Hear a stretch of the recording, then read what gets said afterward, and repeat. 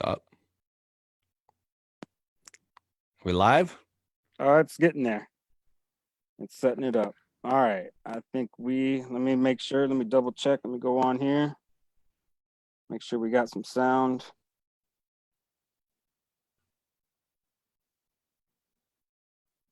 Yeah, we are live, bro. Yeah. All right, Mr. Keith. Well, hey, man, thank you so much for joining me. You can hear me, correct? Yes, I can. Awesome, dude. Awesome. Well, hey, man, thank you. I know you're a busy dude. Well, let's just roll right into it, bro. What's going on in Michigan?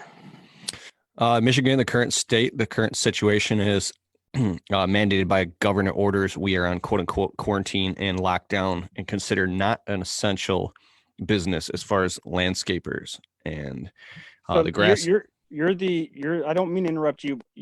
Are you guys the only state right now is that true? Like you're the only state you're not labeled an essential worker? Do you know that or no? I don't know. My finger isn't on the pulse as well. I'm trying to follow up. I know we're one of the few. So is there a reason behind that? I don't know. I know that Michigan is a hot spot so far next to New York, California, and southeastern Michigan. We have called the Tri-County area. So we're talking millions of people, something like 8 to 9 million people in one area. So it's a hot spot for COVID-19. So that's why they're taking this massive clampdown and these measures. I'm assuming. Yeah. So what is business looking like for Keith Kalfas? I don't know. I know that Michigan is a hot spot. I just got off of doing quotes. I literally just got back from doing quotes right now. The phone's ringing, not as much as usual.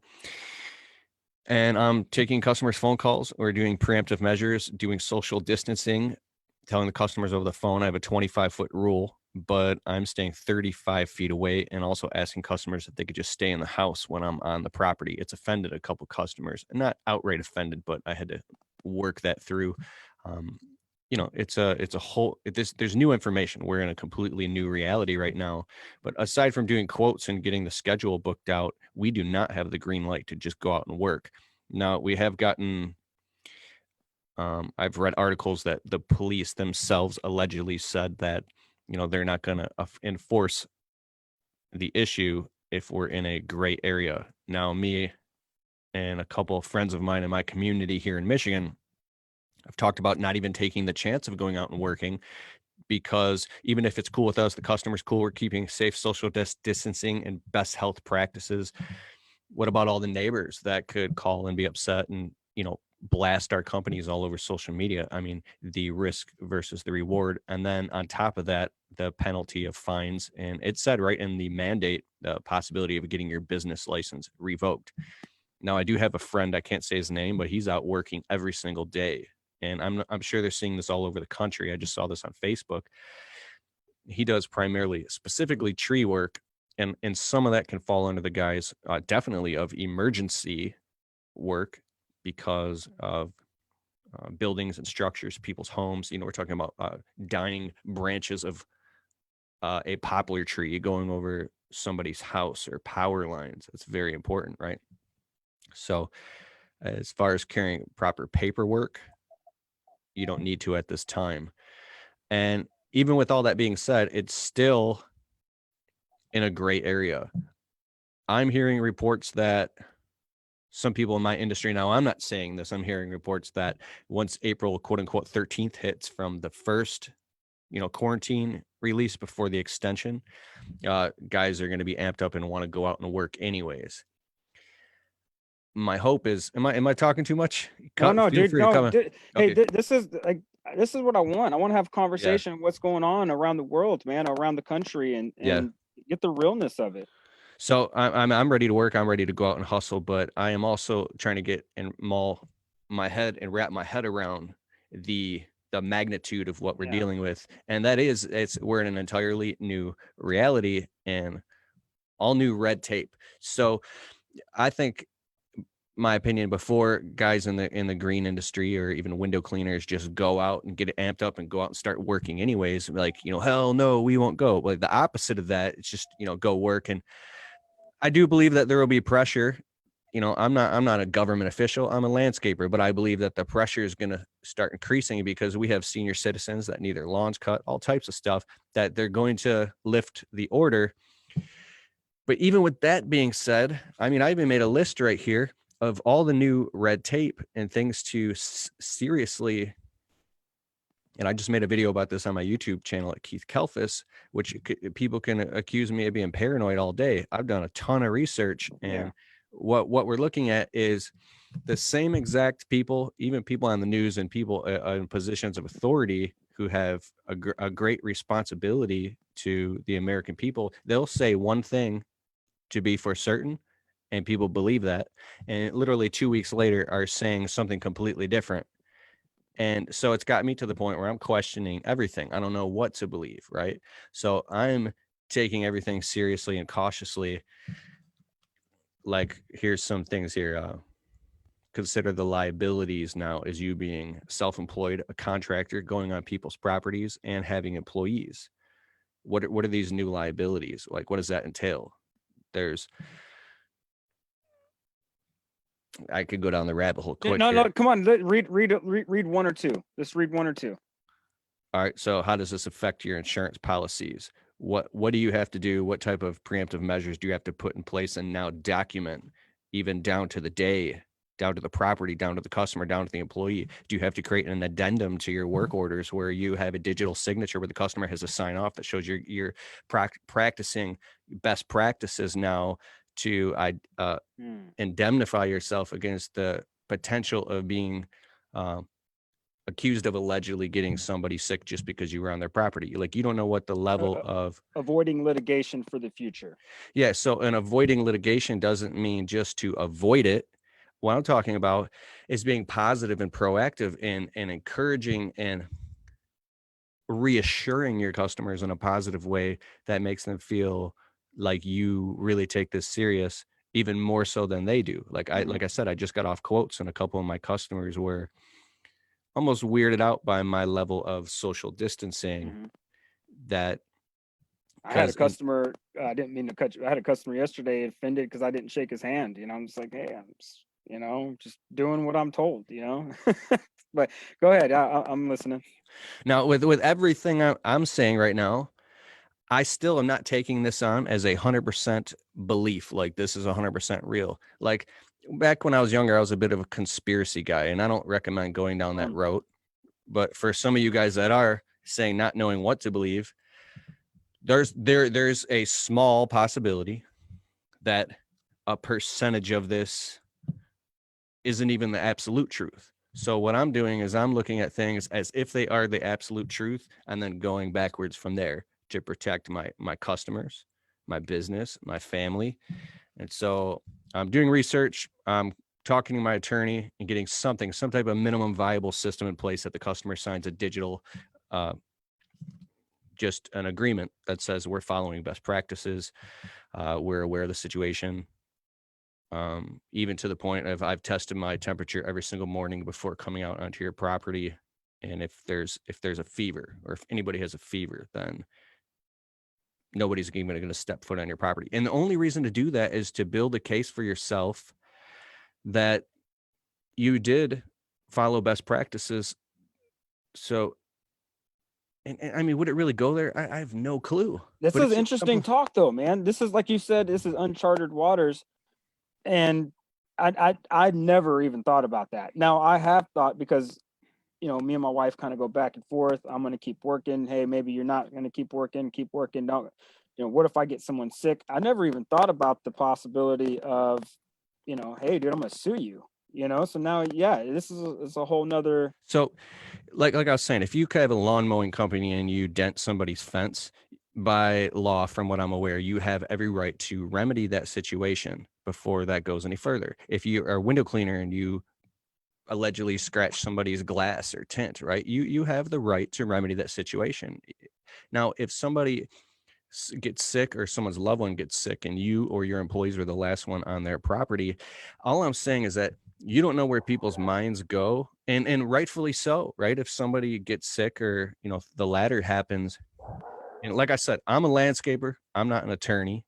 Don't think it take anything I say as law. I'm just considering the possibilities here that are before us. And there's also a silver lining to this, that this could really help out. If a customers see and feel that you're taking these type of measures, this could make some of the hypochondriac, which very well, I'm a hypochondriac, make some of these customers, it could literally get you business. It could. I'm not saying it will, but here's what I want to say. If somebody gets sick, when somebody feels their property or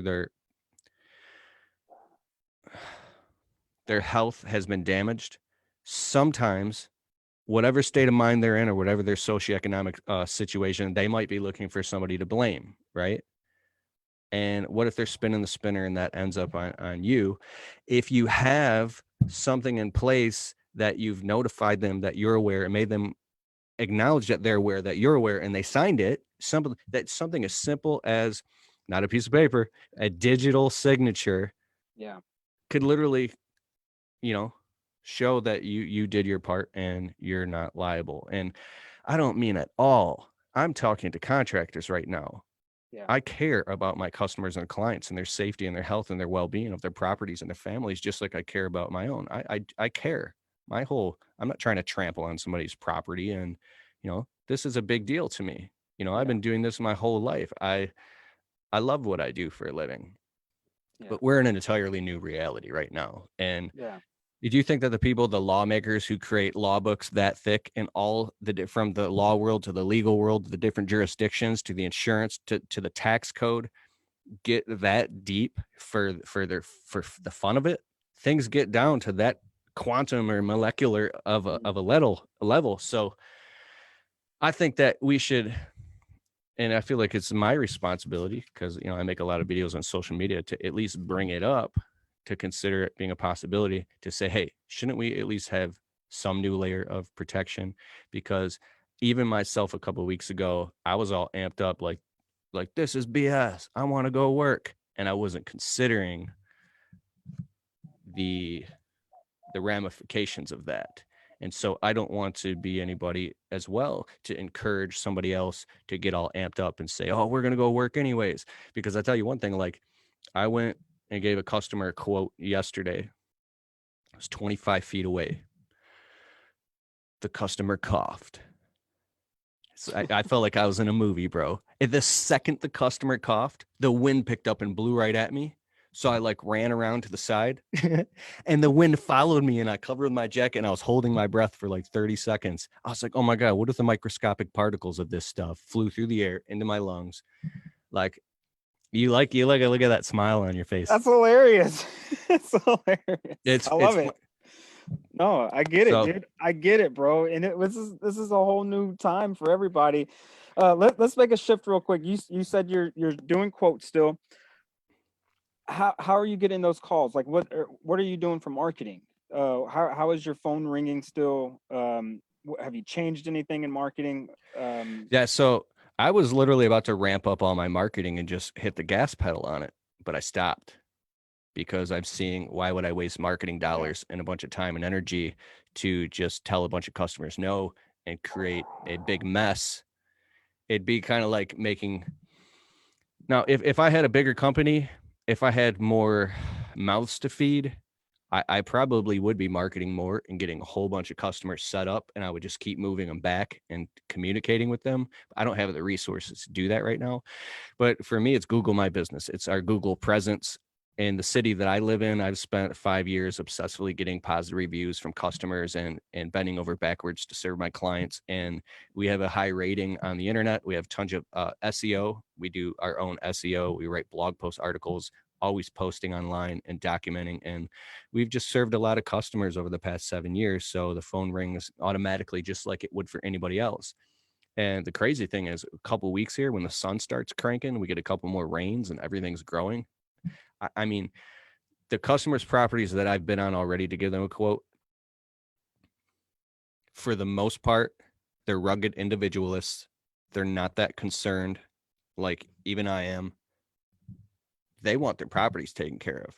I don't know where you live, but I live in a mega metropolis area, and people are at home looking out the window and they want their properties maintenance, whether it's cleaning windows, their house soft wash, or like, I still think people are going to spend money even if times get really, really hard. And it depends on the state of mind of the contractor.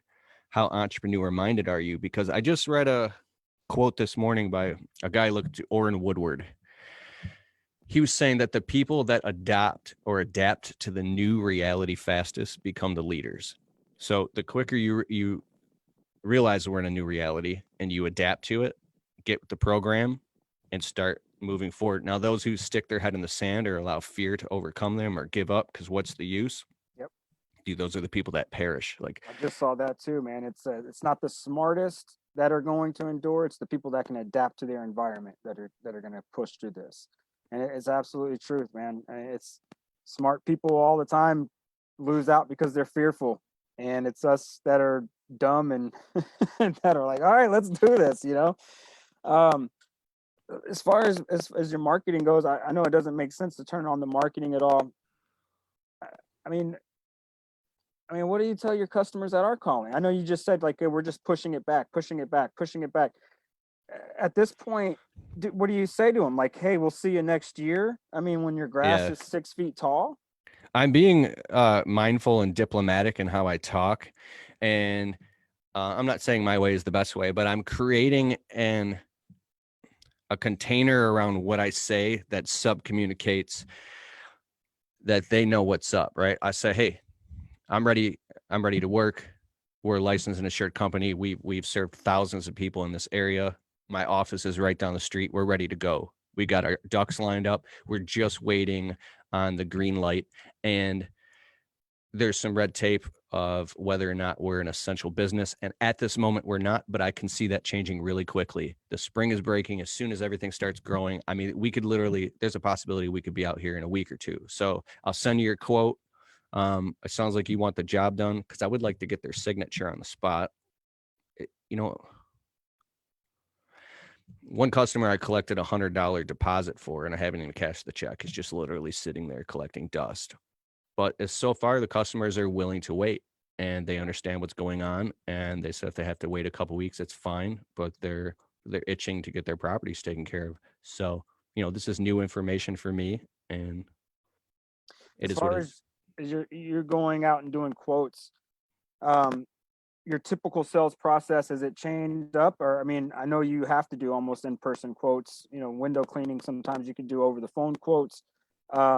Is your sales process, other than the 25-foot rule, is anything changed up? More digital estimate sheets, less paper? Like Yeah. what's So normally I get out of the truck with a clipboard and a pen and paper, and I have 2 business cards. I shake the customer's hand them 2 business cards, and then I talk, and walk around the property and try to build establish rapport as soon as possible, and shoot the shit a little bit so they get that warm and fuzzy feeling, and they have the business cards in their hand the whole time. And I try to do everything I can to get a signature in writing, a digital signature now, because we use Jobber, but to get that on the spot and get that job locked down and sold. Now, since I'm adapting to this, and I'm glad I'm talking about this, I'm standing 25 feet away from the customer with my voice raised, collecting the information, telling them I'll send them a quote within 24 hours. They'll have to accept it digitally. I don't hand them any business cards, and I just work on the relationship verbally to lock it in right there, so they feel like I'm the guy. And what else? That's it, dude.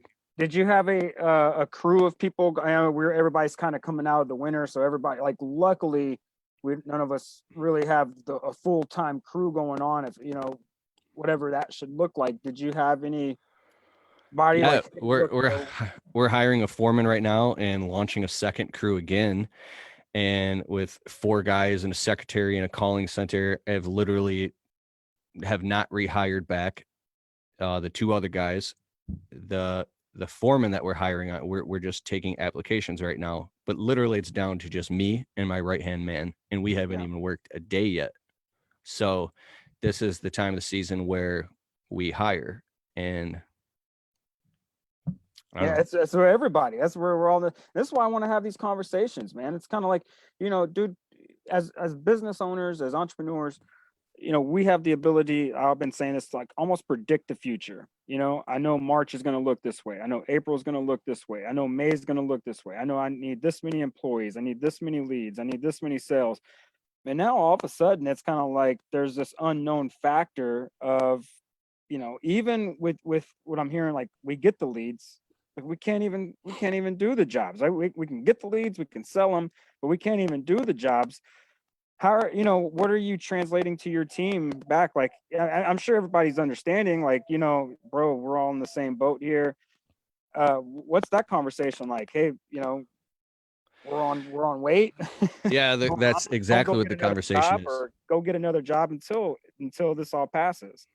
The conversation now, because it hasn't got, if you got green, yellow, orange, red, we're still in the yellow because we literally just cracked April. It's not uncommon in Michigan for us to not start until, April Fool's Day. We get a late snowstorm, April 7th. I think the latest I've ever started was like April 8th. My birthday's April 7th. So, but it seems like the busier we've gotten, I mean, we're starting back in March. We're out doing cleanups and trimming trees out in the freezing cold in March. I mean, I've got friends here in Michigan are working year round. It just depends on what you do. And so until it gets to that point, I'll assess it then. Yeah. What do you tell to the new guy, or the guy that just what's your words of encouragement to the new entrepreneur out there that maybe just bought a bunch of stuff getting ready? And I know there's no real strategy in these words of wisdom or motivation, but what's some things that you would maybe suggest to the guy that, dude, business is hard, and then you're a new business owner, and then you get stuck with this, and maybe you spent some money on marketing. Dude, I know people right now that spend a ton of money on marketing. They bought new trucks, they bought, all the equipment so they can launch their new business, all to be told like, no, man, you can't launch that. What's your words of encouragement to these guys that what would Keith Kalfas say to these guys, man, that feel like they just got kicked in the balls, man? Okay, this is just my opinion. I mean, there's two sides to look at it.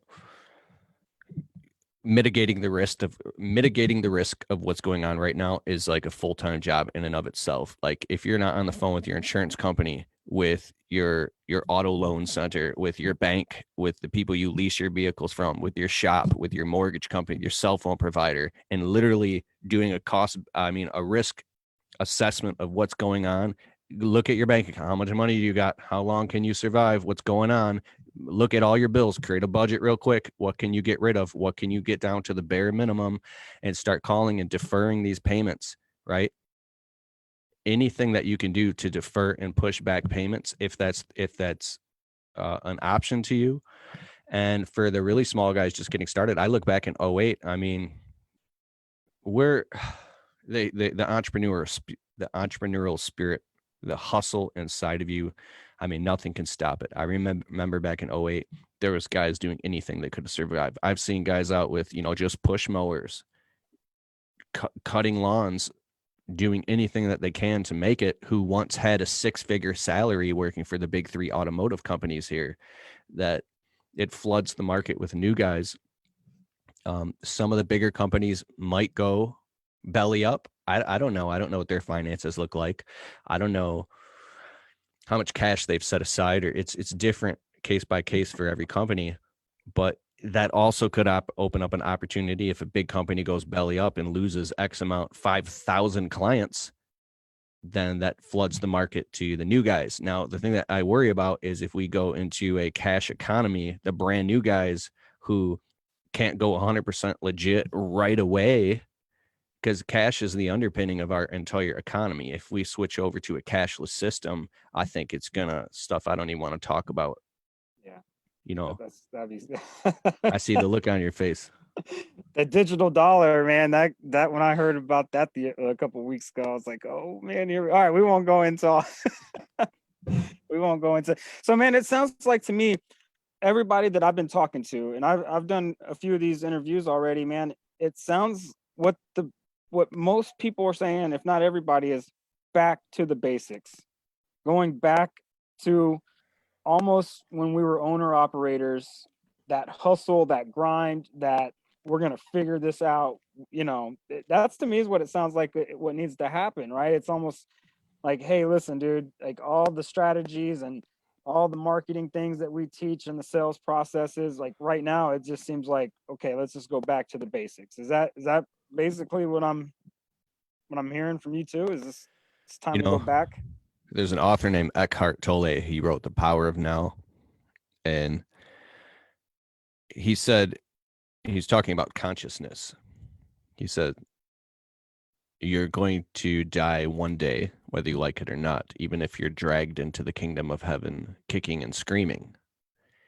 And he said, if you become present and conscious with your life, basically you can stay present among all that is, even into your own death. I mean, I've lived in cars. I've lived in homeless shelters when I was a kid. We've had 34 homes. I've slept in people's basements. I've lived on couches. I know what it's like to have nothing. And sounds weird, but I'm not afraid of that. And even though that's my deepest fear, it's a weird, comforting place because I know how to navigate really, really hard waters because that's where the fuck I came from, dude. So I'm not afraid, and I know that I'll hustle until my arms fall off. I'll bleed until I die to feed my family. It doesn't matter what it takes. So as long as you have that preconceived notion in your brain and you're determined and you don't drift or go the way of the dodo. What I mean is, if as long as you stay right and you stay on a straight line and you are very aware of the situation and how it can unfold, you have a higher chance of making it through. I mean, we've been through all types of things. My personal opinion as is what we're dealing right now is cataclysmic.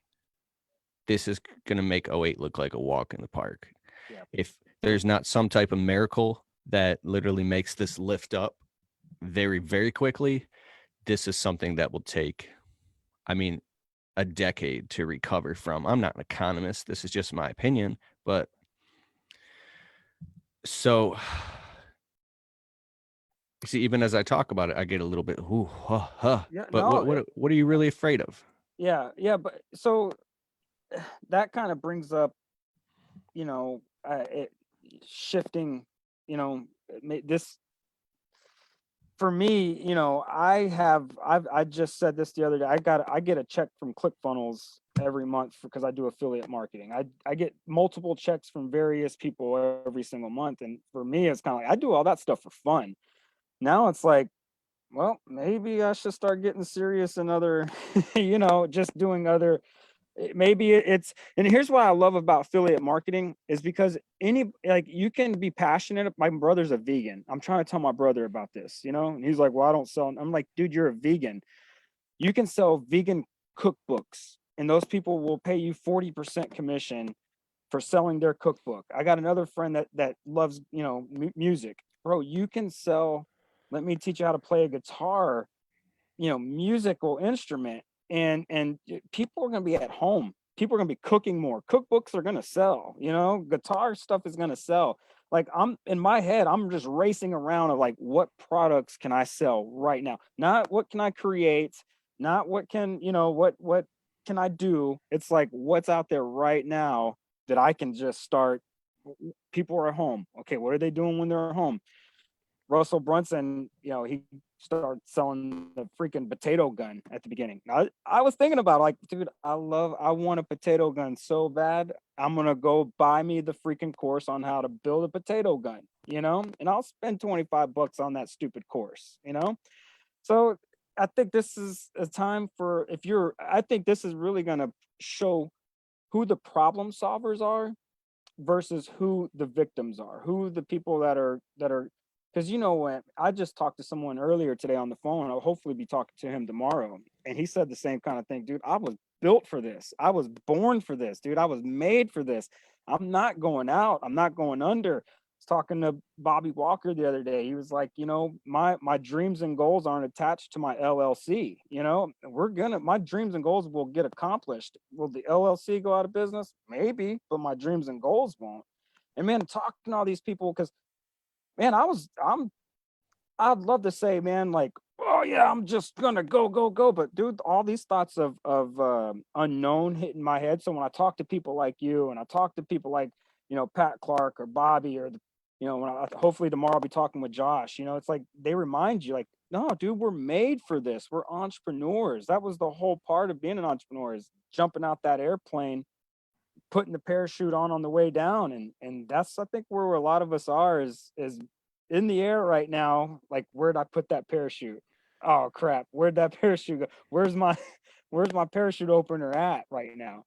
So Yeah, yeah, go ahead. some of the most beautiful times when I first started my landscaping business were back in the day when I was younger and I was naive, and it was just me out there by myself working my ass off, listening to my audiobooks and the sun shining. And it was, see, the thing that people are afraid of is going back, going all this hard work gone, going back to those hard times, but you're going back with a new you, a new identity, a whole new paradigm of life. And you can bring back a level of peace and understanding with you, where it can become the most peaceful time in your life. It can become a beautiful experience. And I think if you do have the skills, you're talking about the internet marketing thing and affiliate marketing, it's very hard to start that stuff without having momentum, because you Absolutely, yeah. because something as simple as picking up the phone and making a video or writing a blog post review and selling something, like, if you have the skill to do that or can figure it out as quick as possible, I do think it's viable to start looking at other sources of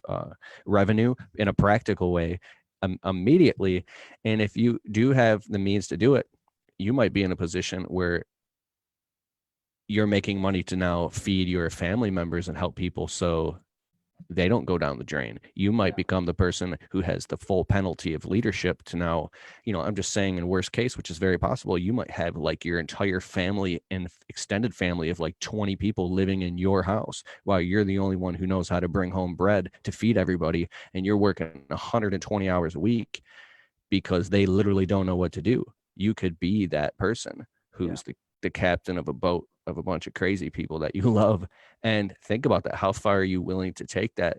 Because that is the penalty of leadership. I'm not saying that's me, or I have the capacity, or I'm qualified to say who is, but look at the people who sacrificed their life on the front lines, and the people right now who are doing, like, those are those are the heroes right now.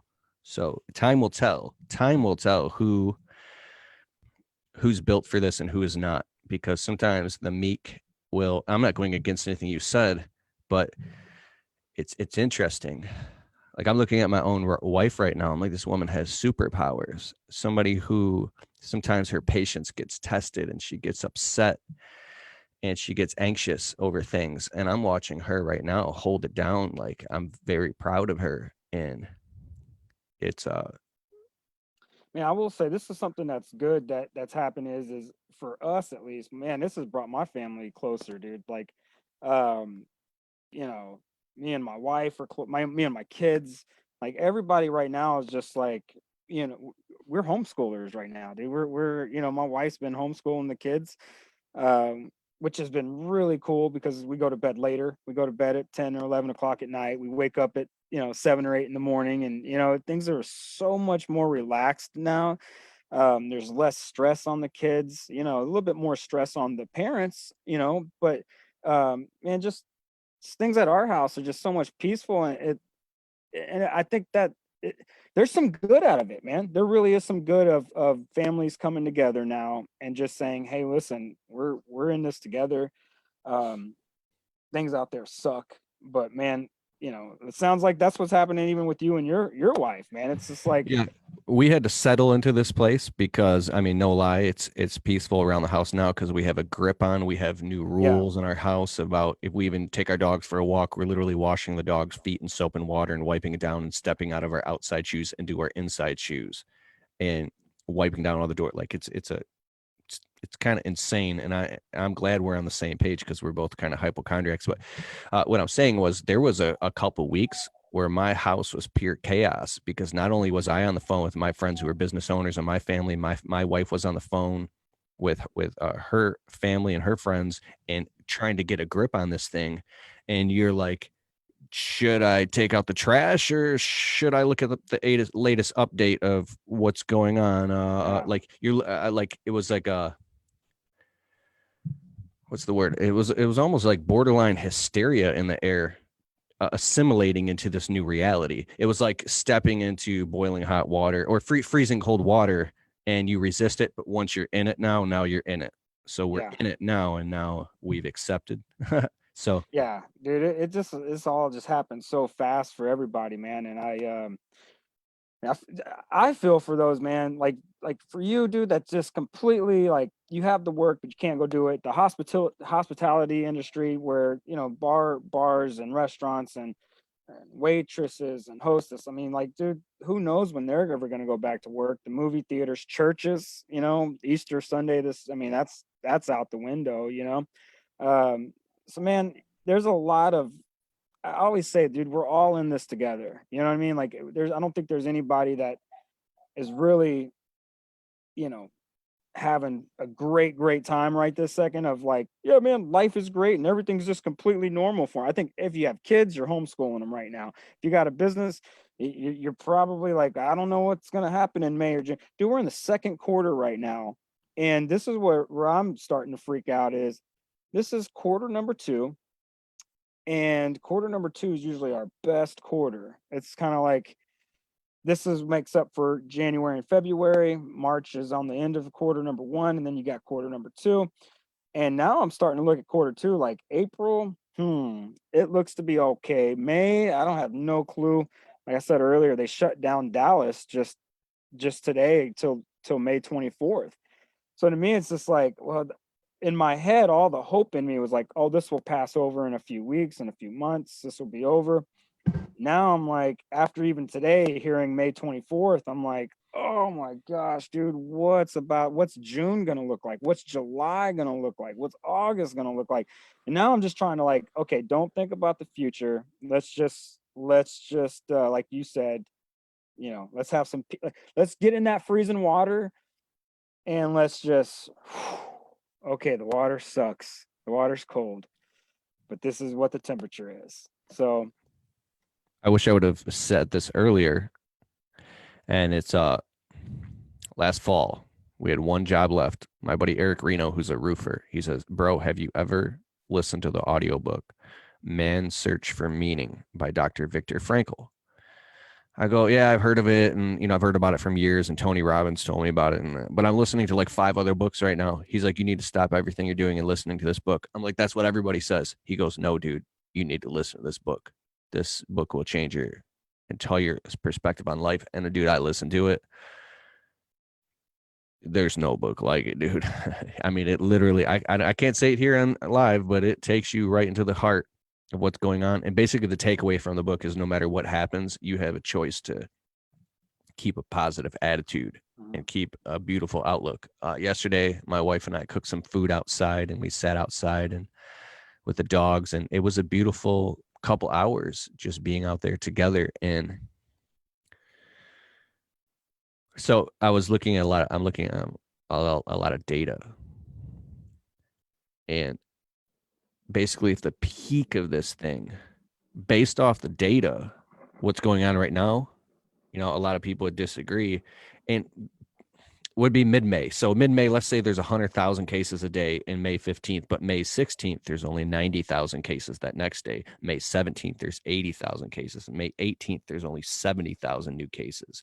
May 16th, all the way down, we're talking riding this thing all the way out until August, maybe September, if you look at it critically for what it is. But if you say that to people, it's one thing that's really kind of driven me nuts. That's why I stopped talking to people about this. I'm not talking to people on the phone about it anymore. If someone wants to bring it up, I'm like, dude, I'm sick of it. I don't want to talk about it, because literally you could tell somebody that, they go, no way, no, this thing's going to blow over. The cognitive dissonance sets in and they get upset. People don't want to look at the facts or look at the reality or of what could happen, because it messes with their whole nervous system. They can't handle it. So sometimes it's good to just drink your own Kool-Aid, to believe what makes you feel good in the moment, so you don't freak out.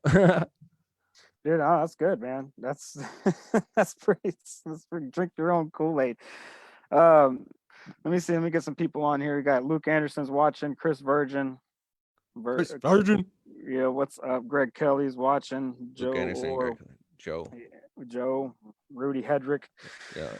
So, yeah, dude, man, I really I wanted to have you on here because I wanted to talk to people who I think are leaders, people who I would consider my mentor, people that I learned from, um, and get a reality because it's easy, dude, for us humans just to be like, and I do it, dude. Oh, I could sell anything through this virus, or I can market. I'm such a good marketer. I can market anything.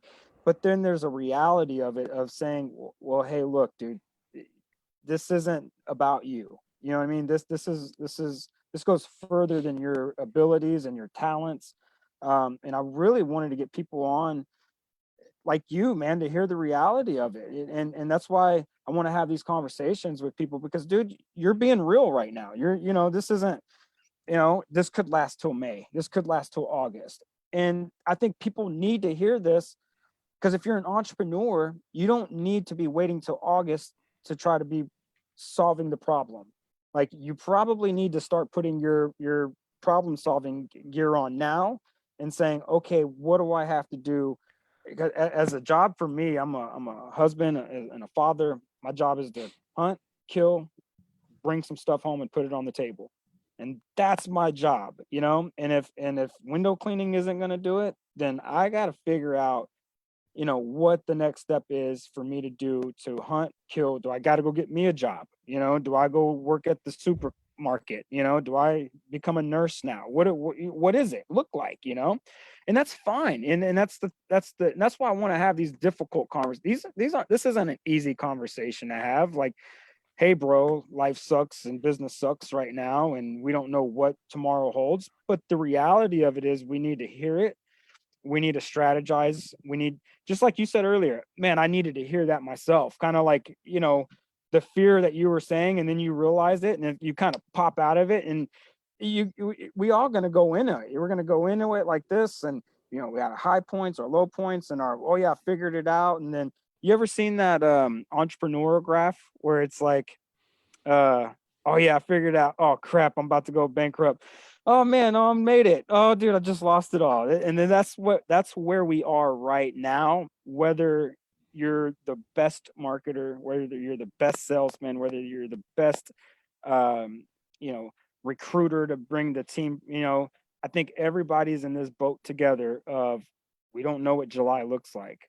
I think one of the on the list of priorities of important things that should be looking at right now instead of laying around watching YouTube videos would be literally calling up your attorney or getting a hold of a trust attorney and creating a revocable living trust and a will. Because if you have any amount of wealth or anything, and if something happens and you die, are you going to leave your wife and kids with a mess to deal with that has to go through probate court for, I don't know, 18 months? I don't know how long that would take. Or is it something that's going to transfer immediately to them to take care of them after you're gone? So I'm thinking my head's going in all these places right now. Yeah. That's why so much stuff is going on. Like I literally was on the phone with my attorney right now, and she sent over the paperwork to get all this paper. My wife's like, what? I'm like, yes, dude. So that's pretty deep, right? Yeah, it is, man. You brought up so many things that I didn't even think about. I want to know what else is on that list because I didn't even think about the insurance part of it. The I leave and someone gets sick and you're the last person in their home. I didn't even think, dude. Can you name? Can you? You don't have to. What else is on that list though?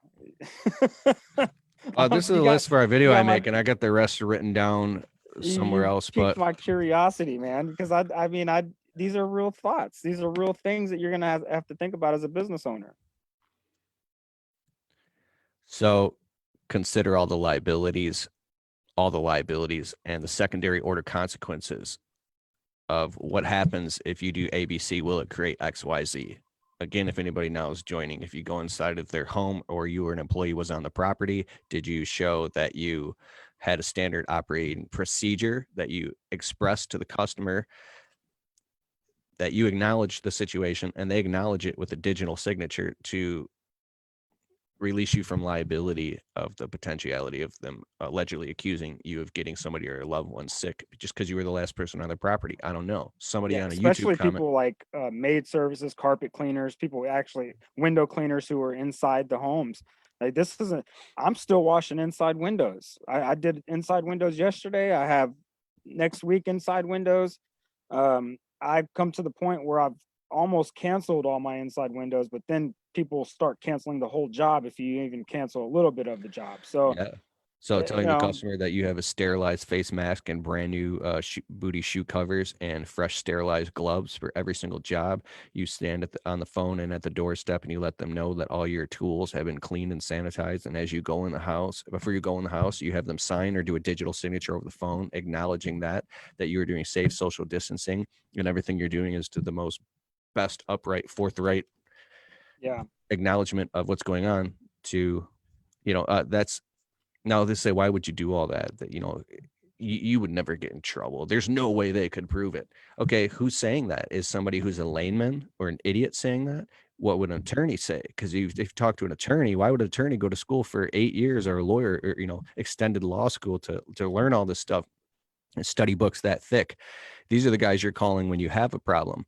Well, what if you can completely eliminate that problem by creating a simple buffer and this is advice I need to take it too. These are things I'm considering right now. The next thing is look up the OSHA laws, read the CDC website, and find out all the new laws and things that are coming out for precautions to make sure that you can protect yourself, because this isn't something that you can like disguise, like the ladder wasn't put up on the next rung and it's in the backyard and you're all, like I'm talking about something that's like on top of everybody's awareness right now. Do you want to stand out like a sore thumb right now? Call your insurance company, ask about work comp. How does that affect you or your employees? Does it affect your rates? What can you do? Can you show these procedures to your insurance company to keep your rates from going up? I don't know. These are just questions. Call your attorney, get the lowdown on it, and get new contracts and addendums made for your contracts and the last thing was do all this now. Jump on it now. Don't stick your head in the sand and just go and run out and start working. And, this is something really, and we're on Facebook. Let me find the right word. all Let's say right, go for it. you have ink on your hands and on the soles of your shoes, on your hands and feet, and everywhere you walk and everything you touch, you are leaving prints. Let's say you go on a property, you're all over the place and all over the floor, in the windows on the house, on the gates, all over the sidewalk to the driveway to your truck. Your prints are everywhere on that property. Do you want your hands clean? Do you come with clean hands and do you leave with clean hands? Your goodwill should be enough in a lawful world. That's what it's based on, goodwill. But in a legal world, in the legal world, in the legal jurisdiction, we're talking about something completely different here. So if you're performing services for customers on their private properties and you have a corporation, a legal entity, a business, you need to be going looking on the SEC and see how the liability on you, man, because Yeah, you could be held accountable. And the flip side of all that, if you just set this stuff up and don't be paranoid like me, it could actually help you win business. yeah. So either way, I mean, but I think that you have a good point here, dude, because that is something that me and my wife have actually discussed. What happens if someone gets sick and you're the last person in that home and you're going to be the one that gets accused of it?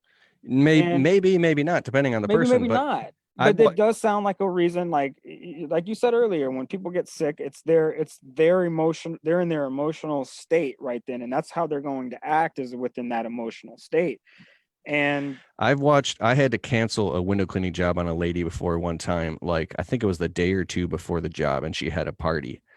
I watched the nicest person in the world, who is the sweetest, kindest customer ever, turn into a straight up villain and threaten to destroy my entire business. I mean, this lady was serious. This lady had me under the barrel and was straight up threatening me. And if I had more wealth and power and influence, I would have just, but I learned a big lesson. You don't ever cancel on a customer the day before the job and be professional. But at the same time, what I'm saying is that somebody who's the nicest, sweetest customer in the world, if you potentially threaten their damage their property, so to speak, I mean, you could see, man, we're going down the rabbit hole. Yeah, no, I it's got to all learn how good, to dude. talk about this stuff because these type of thoughts are the things that have held me back from growing a huge business. I look at the amount of profit margin in a service business versus all the liability out there on the road and all over the place.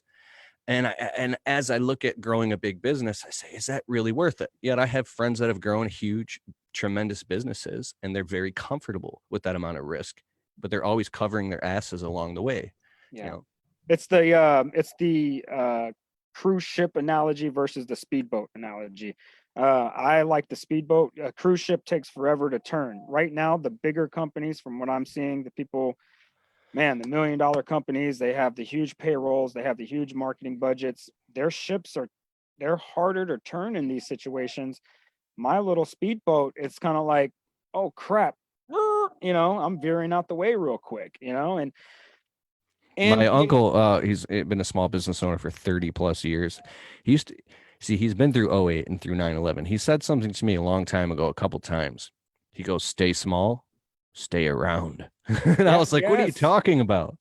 Yeah, no. Well, I looked at it from I have a friend in New Jersey owns a window cleaning company. They do $1 million a year. Their profit margins are like around 15%. Got another friend when I started, I looked at these two companies that does $500,000 a year. His profit margins at 40%.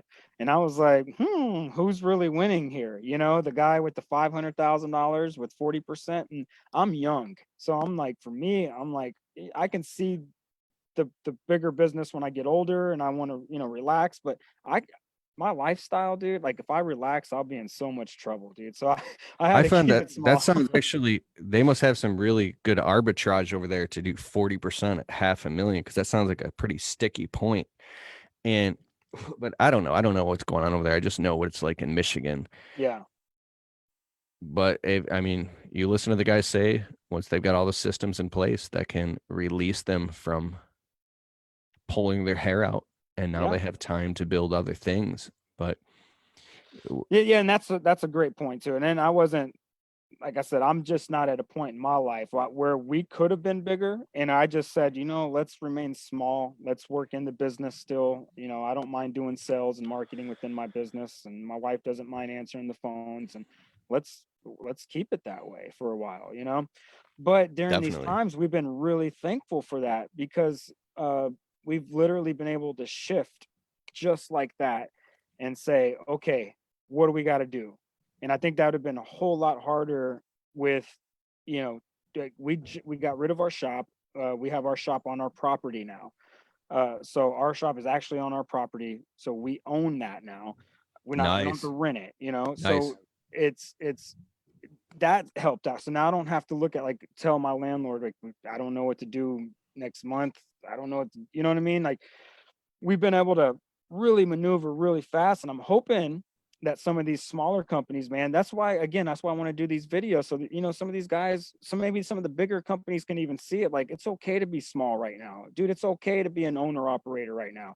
It's okay to, you said it. I think one of the biggest fears is people stepping back, like, dude, I've worked my ass off to get to this point and you want me to do what? And I was that way, dude. I was that way. Like, I'm cleaning gutters. I haven't cleaned gutters in so long, dude, because I hate it. And I'm cleaning gutters now. Now I remember a couple weeks ago, the first gutter I cleaned, I was like, I can't believe I'm doing this crap. I'm the owner of the company, man. And now I'm just like, hey, dude, I'm a gutter cleaner. Like, I will clean the crap out them gutters. It feels good, man. When It you blend in does. gratitude as a beautiful formula. Yeah, so I think it's gonna help everybody out. The bigger companies are gonna just have to say, hey, you know what? Maybe everyone's gonna have to take a couple steps back here. And it's okay, man. It's okay. You didn't do anything wrong. You didn't, it's not because you gambled the money away. It's not because you smoked the money away or you drank the money away. Yeah, It's literally, we're all in this together, and it's okay that we all have to take a few steps back. And hopefully it's just for a short amount of time. Hopefully. Yeah.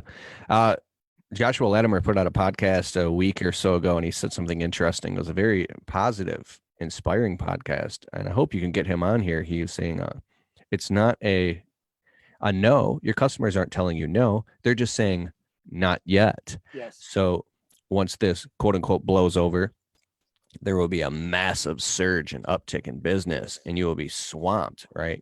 Yeah. Hopefully, but with all the paranoid people, like if you go inside of people's houses, I don't know how that's going to work, but hopefully it changes quick. Yeah, well, I mean, we were just having a conversation. My mother-in-law and I were just talking about this. She's working from home, and I was like, how many companies are just going to say, what do we need an office building for anymore? You know, what do we need? What do we need a water cooler for anymore? You know, go home and work from home now, you know? And so I think this is going to change a lot of things, but man, as entrepreneurs, we got to shift. We got to pivot and got to become problem solvers, man. So, dude, you got anything else you want to add to all that, or? No, I'm good. That was a lot. Yeah, bro. Well, hey, man, I truly, truly do appreciate your time, man. I appreciate you, all the value you put out into the industry. I hate, dude, that you're stuck at home, man. I hate that. But I do know Keith Kelfis is gonna come out at the end. I'm fired up Blazing now. saddles, bro. Blazing Yeah, saddles, dude. So I'm good. yeah, bro. I don't So know give why. us. I'm literally not afraid. I literally woke up this morning. I stretched. I did some push-ups, some sit-ups, some tricep ups outside, and then I ran around the block. I think it was like a quarter mile or something. And we got so much stuff to work on at home. We're making our website better. We're writing blog post articles. We're dialing things in, and yeah. So I see you have the tell the people where they can find you. I see you have Untrapped right there. Tell the people what you do, where they can find you, all your social media platforms, podcast, all that good stuff. Yeah, you can type in keithkelfis.com is my website. You can go on YouTube and type in my name, Keith Kelfis. They have the Untrapped podcast, if you can see right here, which is a podcast where we talk about motivational, inspirational business. There's a lot of stuff. We just crossed 100,000 downloads, and we peaked at number 35 in the nation briefly. I don't know where it's at right now. We've just crossed 20 million views online. And yes, my friends, I wish you the best. All right, bro. Well, keep your head up, man, and we're pulling for you, Keith. Cool, man. Thanks, Chris. Yeah, but peace out. What is this?